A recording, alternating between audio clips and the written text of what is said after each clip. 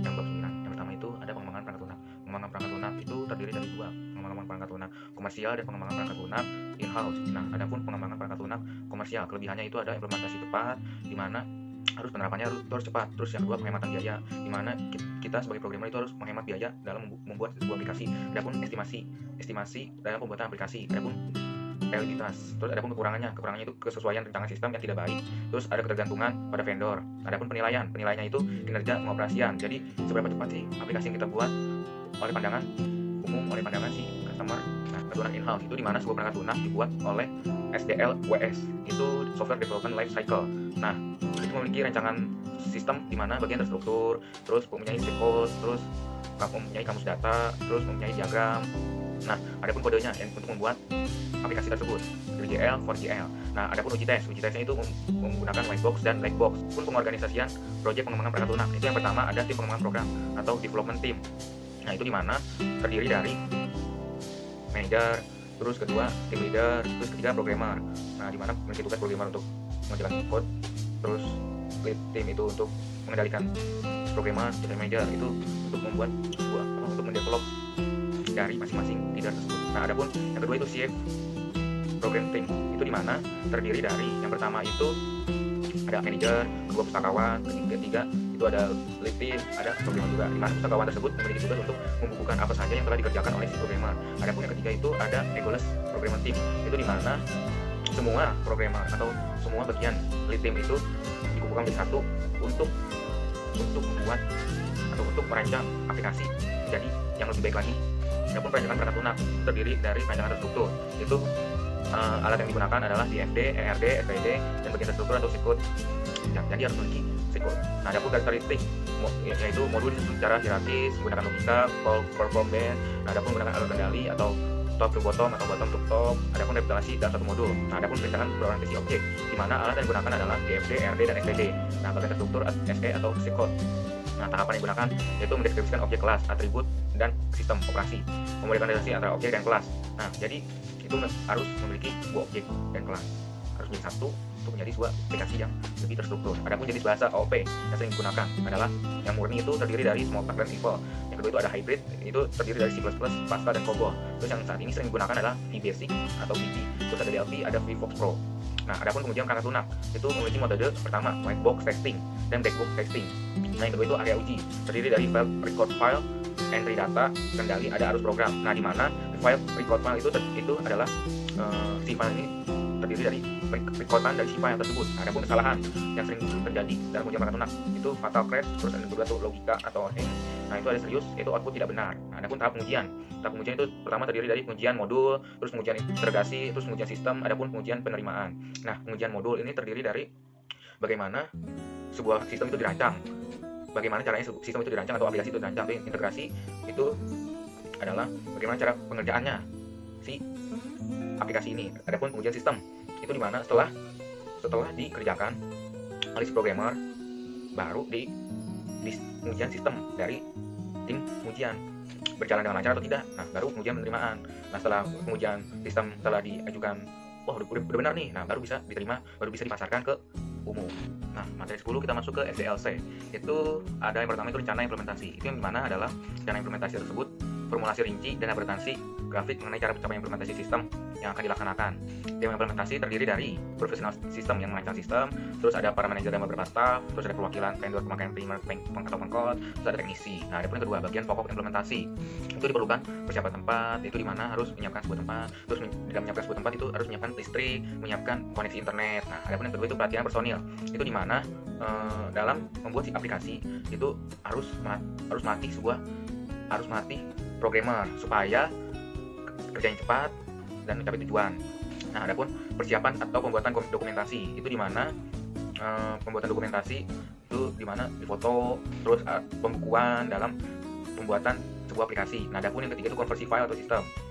Nah, itu di mana supaya si file tersebut bisa menjadi lebih kecil lagi dan bisa mencakup semua kalangan khalayak umum, maupun dari sistem HP yang terkecil maupun sistem HP yang terbesar, maupun dari sistem PC atau laptop yang besar ke yang kecil. Nah, adapun peninjauan pasca implementasi itu di mana ditinjau lagi nih atau direkap ulang implementasi sistemnya nih sudah baik atau belum, mau diperbaikin lagi atau belum, atau wah ini ada banyak yang error nih. Nah, itu baru diimplementasiin lagi atau dirancang ulang lagi. Nah, kita masuk ke materi 11 itu pemeliharaan perangkat lunak. Pemeliharaan perangkat lunak itu yang pertama terdiri dari jenis pemeliharaan. Itu yang pertama pemeliharaan korektif. Itu di mana sebuah aplikasi itu dikoreksi nih, apakah ada bugs nih atau ada virus kah di sebuah aplikasi untuk dikelola lagi menjadi yang lebih baik lagi. Nah, adapun pemeliharaan adaptif.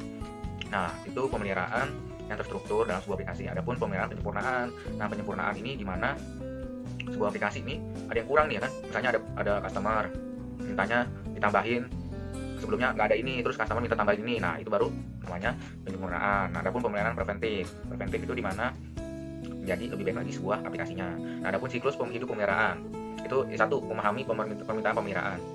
Nah, itu kita harus melihat tuh apa aja sih yang dibutuhkan atau apa aja sih yang dimaukan oleh si customer. Nah, itu baru permintaan pemeliharaan. Adapun mentransformasi permintaan pemeliharaan pengubahan.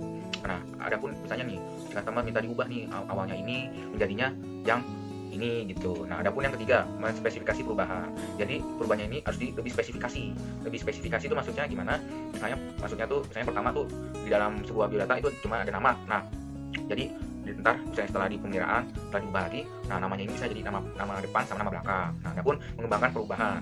Nah, itu terus yang kedua menguji perubahan. Nah, itu setelah diubah nih oleh si programmer, nah baru diuji apakah udah berhasil atau belum si dalam pengubahannya ini. Nah, adapun melatih pengguna dan melakukan tes penerimaan. Nah, ini melatih nih si pengguna nih, misalnya bisa digunakan atau enggak nih aplikasinya. Nah, terus habis itu baru melakukan tes. Melakukan tes ini maksudnya bisa digunakan belum nih aplikasinya, atau bisa berjalan lancar enggak nih aplikasinya. Nah, itu terus ada pengkonversian dan meluncurkan operasi. Nah, setelah dicoba nih sama si itunya calon pengguna, nah baru biasanya udah oke nih. Nah, baru diluncurkan ke pusat atau ke Play Store atau ke iOS. Yang iOS itu Apple Store. Nah, adapun mengupdate dokumen itu gimana maksudnya? Nah, mengupdate dokumen itu maksudnya itu diupdate si aplikasinya ini, diupdate terus diupdate tiap bulannya supaya menghindar adanya virus, menghindar adanya bugs. Nah, adapun melakukan pemeriksaan pasca implementasi. Nah, terus ada yang ketiga itu ada maintenance. Maintenance itu menerapkan SDLC atau SWDLC. Yang tadi tuh cycle itu. Nah, adapun spesifikasi definisi data standar. Nah, yang ketiga itu menggunakan bahasa pemrograman standar.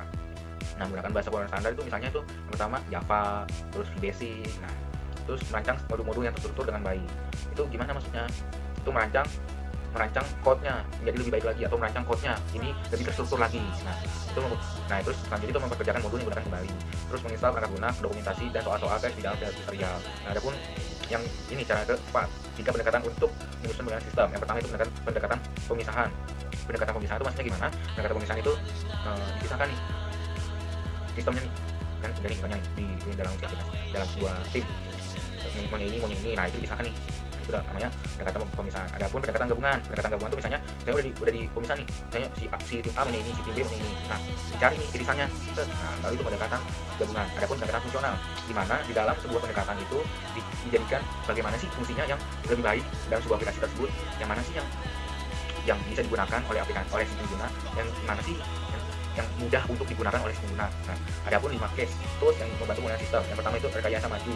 Rekayasa maju itu maksudnya itu memandang ke depan bagaimana si aplikasi ini dirancang. Nah, adapun rekayasa mundur nih. Rekayasa mundur itu gimana? Itu maksudnya untuk menanggulangi atau mengurangi bugs dalam sebuah aplikasi. Adapun rekayasa ulang. Terus adapun restrukturasi atau restructuring. Restructuring itu gimana maksudnya? Restructuring itu maksudnya merancang kembali sebuah aplikasi jadi lebih baik lagi. Adapun sistem pakar pemeliharaan, maintenance, export system itu gimana? Sebuah aplikasi itu jadi maintenance dulu supaya menjadi lebih berjalan lebih lancar dan bisa digunakan oleh pengguna jadi lebih baik.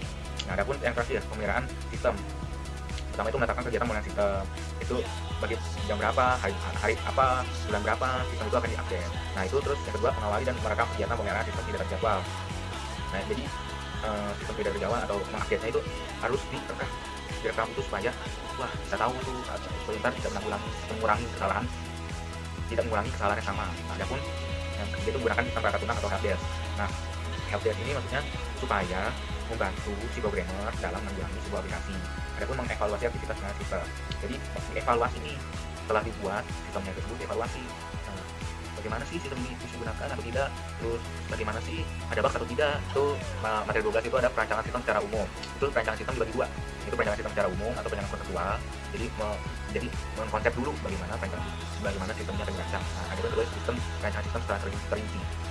Nah, ada pun perancangan sistem yang pertama itu tahap-tahap analisis dari siklus pengembangan sistem. Terus ada kedua pendefinisian dari kebutuhan fungsional. Jadi bagaimana fungsi dari sebuah sistem itu. Terus persiapan rancang pembangunan implementasi. Jadi dipersiapkan nih apa aja sih yang mau dirancang, apa aja sih yang dibutuhkan dalam sebuah sistem. Nah, ada pun ketiga persiapan untuk rancangan bangunan implementasi. Nah, ada pun menggambarkan bagaimana suatu sistem dibentuk. Jadi menggambarkan nih maunya bagaimana sebuah sistemnya nih kita. Nah, terus yang keempat dapat berupa penggambaran, perencanaan dan pembuatan sketsa. Jadi ini sketsa nih si sistem ini nih maunya bagaimana, terus yang bisa kira-kira yang bisa digunakan oleh si customer bagaimana. Adapun tujuan perancangan sistem yang pertama itu untuk memenuhi kebutuhan kepada pemakaian sistem. Nah, terus yang kedua untuk memberikan gambaran yang jelas dan rancang yang bangun yang lengkap kepada pemrograman komputer dan ahli-ahli teknik yang terlibat. Nah, adapun personil yang terlibat yang pertama itu spesialis pengendalian. Spesialis pengendalian yang biasa itu kayak programmer gitu. Nah, terus personil penjamin kualitas. Itu personil penjamin kualitas itu misalnya itu leader programmer. Itu personil penjamin kualitas. Adapun spesialis komunikasi data. Nah, itu di mana terdiri dari si database administrator. Nah, adapun pemakai sistem yaitu si customer tersebut. Nah, adapun tiga kategori desain sistem. Yang pertama itu global based system. Itu adalah untuk mendesain sistem yang berbasis global, membutuhkan pemeriksaan secara seksama dan lengkap atau penggantian dari seluruh komponen secara umum. Nah, adapun group based system. Group based system itu adalah melayani cabang-cabang atau grup-grup user khusus dalam organisasi kelompok memerlukan kebutuhan khusus untuk menyelesaikan pekerjaan.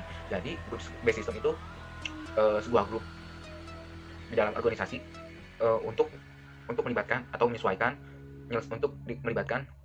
sebuah masalah dalam grup dalam bagian tertentu. Nah, adapun local based system di mana sistem ini didesain untuk beberapa orang, sering 1 atau 2 orang untuk aplikasi khusus tambahan. User memiliki PC dan ia direncanakan untuk memiliki sistemnya. Nah, adapun 4 kunci elemen RAD. Yang pertama itu Joint Application Development atau JAD. Itu efektif digunakan di sistem global system. Jadi JAD ini dapat juga dipakai di sistem group based maupun local based. Kunci utamanya karena adanya join, user, dan profesional. Sistem bekerja sama untuk menganalisis dan desain sistem. Nah, adapun spesialis with advanced tool atau WAT terdiri dari 3 atau 4 sistem yang memiliki kemampuan dari motivasi tim proyek. Nah, yang terkecil dari produktif dibandingkan dengan tim proyek untuk yang lebih besar. Nah, adapun computer aid system and software engineering test yaitu digunakan oleh tim SWAT untuk menambah produktivitas dan kualitas kerja suatu sistem. Adapun prototyping adalah bekerja dengan JAD di mana user ditunjukkan dengan apa yang akan mereka dapatkan dan meresponnya. Case memfasilitasi prototyping untuk membuat dan mendesain layar. Adapun tahapan perencanaan sistem, yang pertama itu perencanaan output. Perencanaan output akan merupakan hal yang dapat diabaikan karena laporan atau keluaran yang dihasilkan harus memudahkan si customer. Nah, harus diperhatikan. Yang pertama itu tipe output, eksternal internal. Nah, itu tipe output itu bagaimana si customer ini entarnya bisa menggunakan sebuah sistemnya. Terus yang kedua isi output, informasi. Itu kejelasan informasi. Itu bagaimana ini si customer ini bisa menjalankan sebuah sistemnya. Menjalankan sistemnya dengan baik lancar sesuai dengan apa yang telah dirancang oleh tim tersebut atau oleh PT tersebut.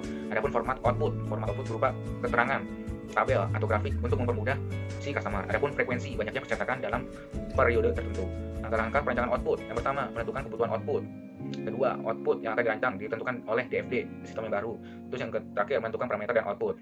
Adapun perencanaan input. Perencanaan input itu tujuan dari perencanaan input adalah untuk mengefektifkan biaya pemasukan data. Yang kedua, untuk mencapai kekurangan atau kekuatan yang tinggi. Terus yang ketiga, untuk menjamin pemasukan data dapat diterima dan dimengerti oleh pemakai.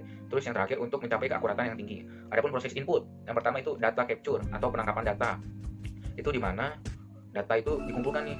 Proses input itu pertama itu data capture, di mana data itu dikumpulkan dulu. Nah, baru yang kedua itu data presentasi. Itu setelah dikumpulkan baru dipresentasikan datanya. Nah, baru data entry. Data yang telah dikumpulkan lalu dipresentasikan, lalu di-input oleh si programmer. Nah, yang diperlukan untuk perencanaan input adalah tipe input, terus fleksibel format, terus kecepatan, terus akurat, terus metode verifikasi. Metode verifikasi itu maksudnya gimana? Metode verifikasi itu verifikasi telepon kah, atau SMS kah, atau email kah? Akurat itu sistem ini sudah akurat atau belum sih? Kecepatan itu maksudnya sistem ini dalam membuka sebuah aplikasi ini sudah cepat atau belum sih? Gitu. Atau ada lag kah, atau ada masalah kah di sebuah aplikasi tersebut? Nah, adapun mudah dikoreksi itu gimana maksudnya? Mudah dikoreksi itu maksudnya sebuah aplikasi ini bagaimana ntar sebuah aplikasi ini dikoneksi ntar oleh si customer maupun si pihak dalamnya atau programmernya. Terus keamanan itu gimana sih maksudnya? Nah, keamanan itu bagaimana data si customer bisa aman dan tidak tersebar luas ke umum. Terus ada pun mudah digunakan maksudnya bagaimana si customer bisa dengan nyaman atau bisa dengan seksama menggunakan aplikasi dan mengetahui informasi dalam sebuah aplikasi tersebut. Nah, ada pun kompatibel dengan sistem yang lain. Maksudnya itu gimana? Kompatibel sistem yang lain maksudnya bisa masuk sebuah aplikasi itu bisa masuk ke sistem yang tinggi ataupun yang rendah, sistem yang lebih update maupun sistem yang lama gitu. Terus biaya yang ekonomis, itu maksudnya menghemat biaya. Nah, itu. Adapun langkah-langkah perancangan input, yang pertama menentukan kebutuhan input sistem yang baru. Terus yang kedua, input yang baru ditentukan dari DFD, sistem baru yang telah dibuat. Adapun yang ketiga, menentukan parameter dari input. Adapun alat input, yang pertama NICR, OCR dan OMR. Adapun perancangan dialog, tujuan perancangan dialog untuk menjaga agar pemasukan data benar. Itu maksudnya gimana? Supaya si pemasukan data ini benar nih, tidak ada bugs, tidak ada kesalahan dalam memasukkan data. Terus untuk menjawab pertanyaan yang sering diajukan oleh pemakai.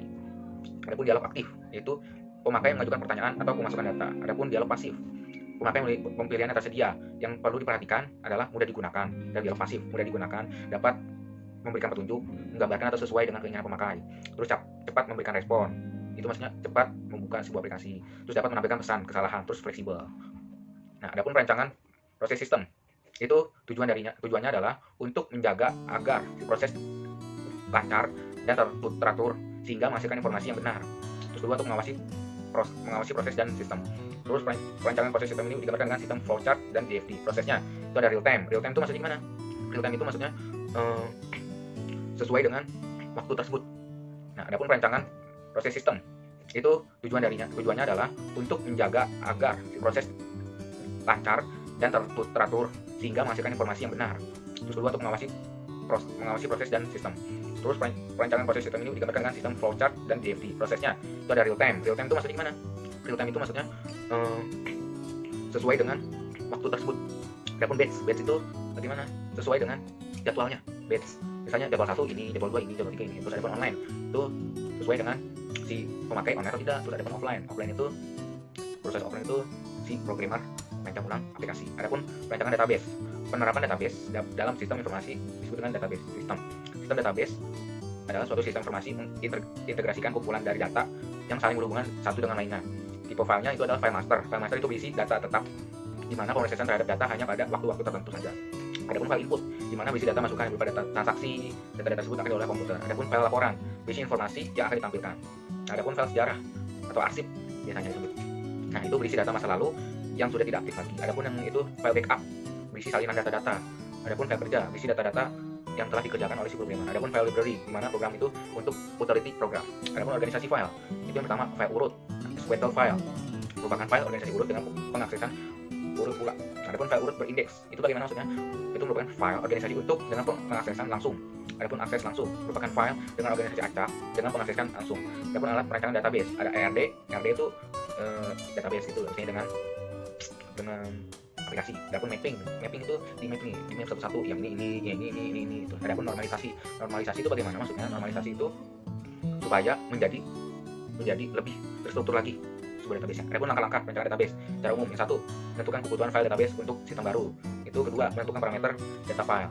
Adapun perancangan kontrol memiliki tujuan, yaitu agar keberadaan sistem sebuah aplikasi dapat diimplementasikan dan memiliki keadaan dalam mencegah kesalahan, kerusakan, serta kegagalan proses. Adapun ancaman sistem dalam perancangan kontrol, itu yang pertama kesalahan manusia atau lalai, kedua perangkat lunak yang bersifat merusak atau menipu, yang ketiga penyadapan, keempat pengaksesan yang tidak sah, yang kelima perubahan data. Jenis kontrol ada pencegahan, ada pendeteksian, ada pengoreksian. Pencegahan itu dicegah dulu oleh si tim sistem. Nah, adapun pendeteksian itu gimana maksudnya? Deteksi ini, jadi sebuah sistem ini dimasukkan sebuah alat pendeteksi atau ada codingan deteksi gitu. Wah, ini dimasukkan atau enggak gitu. Ini aman atau enggak gitu. Terus ada pengkoreksian itu si programmer mengkoreksi aplikasi tersebut. Nah, adapun perancangan jaringan. Angkanya yang pertama, membuat segmen bidang usaha berdasarkan geografis, departemen, bangunan atau lantai. Membuat sebuah model LAN. Nah, adapun yang kedua, mengevaluasi LAN. Untuk menentukan apakah mereka cocok untuk tiap segmen di seluruh usaha 4 interkoneksi segmen jaringan. Adapun topologi yang digunakan. Yang sering digunakan itu ada topologi bus, topologi tas, sama topologi ring. Adapun perancangan komputer. Perancangan komputer itu komputer terdiri dari mainframe, in komputer, mikrokomputer. Bagaimana supaya bisa mengakses sebuah sistem. Adapun device yang digunakan itu ada input, ada output, ada proses, ada penyimpanan. Nah, input itu misalnya keyboard, adapun output itu misalnya monitor, adapun proses itu misalnya prosesor, adapun penyimpanan itu misalnya HDD atau SSD. Adapun tekanan perancangan. Nah, yang pertama itu ada integrasi. Integrasi itu mengintegrasi sebuah sistem. Yang kedua itu jalur pemakai atau sistem. Adapun yang ketiga itu tekanan persaingan. Nah, itu di mana sebuah sistem itu mempunyai persaingan antara yang A dan B, tapi sama-sama ini sistemnya ini dengan tujuannya sama. Tuh, misalnya dengan tujuan pemakaian belanja. Nah, itu yang satu dengan yang itu. Nah, itu namanya persaingan. Adapun kualitasnya hubungan informasi itu bagaimana sebuah aplikasi itu bisa menularkan atau bisa memudahkan si customer untuk menggunakan aplikasi tersebut supaya sehingga dalam aplikasi harus memiliki informasi yang jelas. Nah, adapun kebutuhan sistem itu requestan dari si customer. Adapun faktor organisasi, nah, adapun kebutuhan biaya efektivitas. Adapun faktor manusia, yang pertama itu tadi manager, leader, programmer, terus ada kebutuhan lainnya, misalnya kebutuhan listrik, kebutuhan komputer, laptop, terus paket data, terus wifi. Nah, jadi kita lanjut ke materi 13, yaitu materi perancangan sistem perinci. Pertama itu perancangan output. Tujuan dari perancangan output itu adalah mengubah data menjadi informasi yang berkualitas yang bisa digunakan oleh si customer. Informasi yang berkualitas dapat digunakan meliputi hal-hal berikut.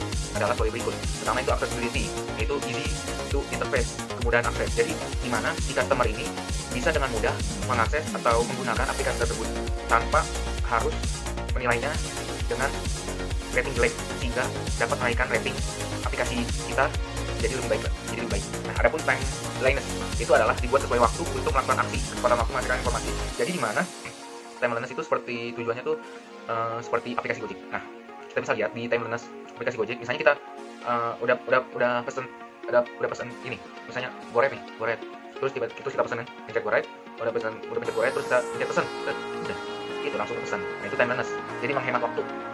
Berarti itu akhirnya mempercepat akses. Adapun relevance yaitu menghindari detail yang berlebihan sesuai kebutuhan. Jadi harus sesuai dengan kebutuhan, tidak panjang lebar ataupun tidak singkat, terlalu singkat sehingga si customer tidak mengerti apa yang harus dilakukan oleh si customer atau tujuan dari aplikasi ini itu apa. Adapun akurasi, bebas dari kesalahan, ketepatan nilai dari informasi. Jadi akurasi itu berarti misalnya nih aplikasi Gojek, kan kita udah pesan. Nah, terus cabangnya bilang sesuai titik. Nah, sesuai titik ya, terus kita bilang sesuai titik. Nah, terus tiba-tiba cabangnya udah nyamperin kita. Nah, berarti itu namanya akurasi.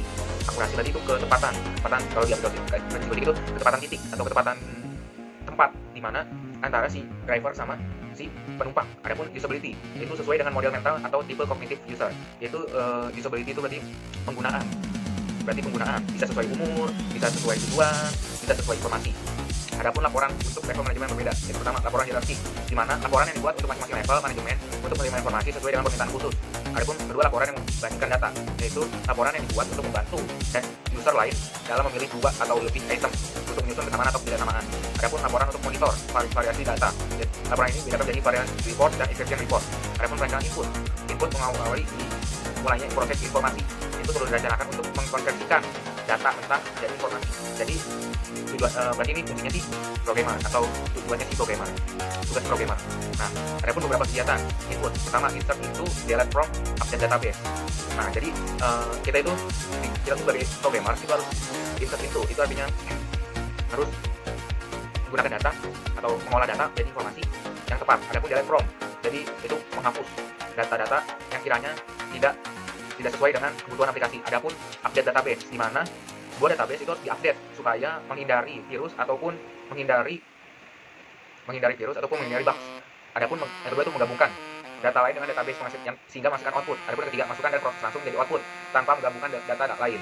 Adapun beberapa media dan metode yang digunakan mendapatkan data dan input adalah paper form yang digabungkan dengan layar data entry. Yang kedua itu electronic form. Yang ketiga itu direct entry interface. Terus ada codes itu berarti coding ya. Nah, adapun menu itu berarti menu supaya memudahkan si customer. Terus yang terakhir itu natural language. Itu artinya bahasa. Apa yang harus digunakan? Misalnya bahasa awal yang digunakan itu apa? Biasanya itu bahasa yang awal digunakan bahasa Inggris atau bahasa universal, bahasa Inggris. Nah, adapun perancangan formulir kertas, tujuannya adalah merupakan pembawa data fisik, kejadian berlangsung, transaksi terjadi, dan aksi diambil. Kertas ini menghasilkan data yang dapat diambil dan dimasukkan ke dalam sistem. Nah, jadi perancangan formulir kertas itu berarti misalnya dari kertas, misalnya hari ini ada kegiatan apa? dari sebuah aplikasi. Nah, itu kan ada rancangannya, ada hasilnya lah, ada hasilnya. Nah, hasilnya itu dibentuk sama kami sebagai programmer, dimasukkan ke dalam sistem untuk peninjauan lanjut. Ada pun beberapa faktor yang harus diperhatikan, merancang formulir kertas, pertama itu pemilihan kertas, kedua ukuran kertas, tiga itu warna, terus warna, fungsinya warna itu supaya terlihat jelas oleh tim lain, oleh manajer. Satu judul formulir, nomor formulir, tujuannya udah berapa kali formulir itu untuk dapat dikeluarkan, terus ada pun nomor urut formulir, ada pun nomor dan jumlah halaman itu berguna untuk udah berapa banyak sih formulir yang digunakan atau berapa banyak sih formulir yang dicetak oleh tim audit. Terus ada pun spasi supaya gunanya untuk memperjelas kata-kata. Nah, ada pun pembagian area, caption, instruksi 3 formulir, jendela di amplop, serta jumlah tembusan. Nah, bab 14 itu adalah perbandingan mode waterfall dengan prototyping untuk rancangan sistem informasi. Nah, ada pun model waterfall memiliki penjelasan, yaitu model pengembangan perangkat lunak yang paling sering digunakan.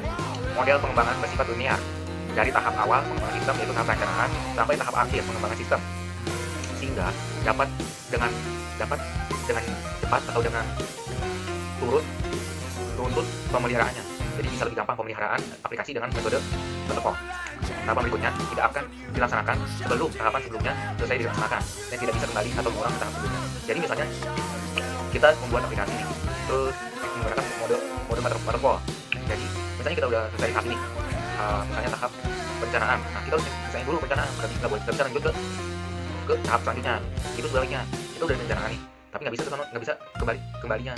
kembali gitu. Jadi harus selesaikan satu tahap gitu. Nah, adapun model prototyping merupakan suatu teknik untuk mengumpulkan informasi tertentu. Jadi di model prototyping ini yaitu teknik untuk mengumpulkan informasi mengenai kebutuhan informasi pengguna secara cepat. Nah, jadi di model prototyping ini bisa saya jelaskan model untuk mengumpulkan informasi, apa aja sih yang harus dibutuhkan, apa aja sih yang dibutuhkan oleh si customer, apa aja sih yang harus didapatkan di dalam sebuah aplikasi supaya aplikasi tersebut bisa laku atau bisa banyak penggunanya. Ya, sekian dan terima kasih. Adapun di bab pertemuan 15 itu membandingkan model pengembangan database, metode software capability maturity atau CMM, yaitu kerangka kerja CMM diharapkan untuk membantu organisasi meningkatkan kematangan sebuah software. Adapun 5 tingkatan dalam CMM, yang pertama itu level 1 inisial, kedua itu repeatable. Jadi sebuah aplikasi itu bisa mengulang sebuah kegiatan. Adapun define itu untuk mencari, terus kedua itu manage. Jadi si aplikasi ini bisa mengatur apa aja sih yang dibutuhkan oleh customer. Adapun optimizing itu optimize. Nah, adapun yang itu metode sistem develop life cycle atau SDLC, yaitu contohnya adalah metode waterfall, di mana bisa juga disebut dengan classic life cycle karena metode ini membutuhkan pendekatan sistematis dan sekuensial dalam pengembangan perangkat lunak, dimulai dari tingkatan sistem dan kemajuan melalui analisis. Adapun pemodelan ini menyangkut aktivitas berikut. Pertama itu rekayasa dan pemodelan sistem. Jadi direkayasa dulu nih, apa sistemnya nih, apa yang mau dibuat, apa yang mau dirancang. Terus habis itu analisis kebutuhan perangkat lunak. Nah, dan analisis dulu nih kebutuhannya nih. Misalnya kebutuhannya untuk kebutuhan transportasi, untuk kebutuhan belanja, atau untuk kebutuhan mencari kerjaan. Nah, itu analisis dulu. Nah, habis itu desain. Nah, itu di dalam desain itu untuk mempercantik atau mempertarik sebuah aplikasi sehingga banyak customer yang menginstal aplikasi tersebut. Adapun penulisan program. Nah, di dalam penulisan program ini diharuskan seorang programmer itu harus runtut atau jelas sehingga programmer yang lain memahami apa sih yang ditulis atau yang diketik oleh si programmer satu ini. Nah, adapun testing itu setelah ditulis kodenya atau selesai itu testing nih udah berjalan lancar belum ini apa aplikasinya. Nah, itu support atau maintenance. Di dalam ini kan udah di testing dari ini. Nah, itu maintenance mau ditambahin apa aja sih, yang hal-hal yang harus ditambahin di dalam aplikasi ini, apa aja sih yang kurang, apa aja sih yang harus dikurangi atau untuk mengurangi bug atau virus dalam sebuah aplikasi. Nah, itu kelebihannya. Metode ini masih lebih baik digunakan walaupun tergolong kuno karena menggunakan pendekatan asal-asalan. Selain itu, metode ini masih masuk akal jika kebutuhan sudah diketahui dengan baik. Adapun kekurangannya yaitu sulit bagi pelanggan untuk menentukan semua kebutuhan secara eksplisit, sehingga pelanggan harus sabar karena pembuatan perangkat lunak akan dimulai dari tahap desain sampai selesai. Adapun RAD merupakan model incremental dari proses pengembangan perangkat lunak yang menekankan pada sedikitnya siklus pengembangan. Tujuan utama dari RAD yaitu penyelesaian suatu proyek perbankan. Jadi perbankan RAD. Nah, model RAD ini menekankan pada fase berikut yaitu business modeling. Jadi tujuan bisnis dari aplikasi itu apa sih? Itu dari data modeling. Jadi mau menggunakan database apa sebuah aplikasi ini. Nah, itu proses modeling. Nah, itu prosesnya aplikasi. Itu ada application generation. Nah, itu generasi atau penambahan apa aja sih yang mau ditambahin siap dalam aplikasi ini. Habis itu texting and turn off. Berarti itu udah selesai nih tambahin sama si programmer. Nah, habis itu texting baru diluncurkan ke Play Store atau ke Windows Store atau ke iOS Store.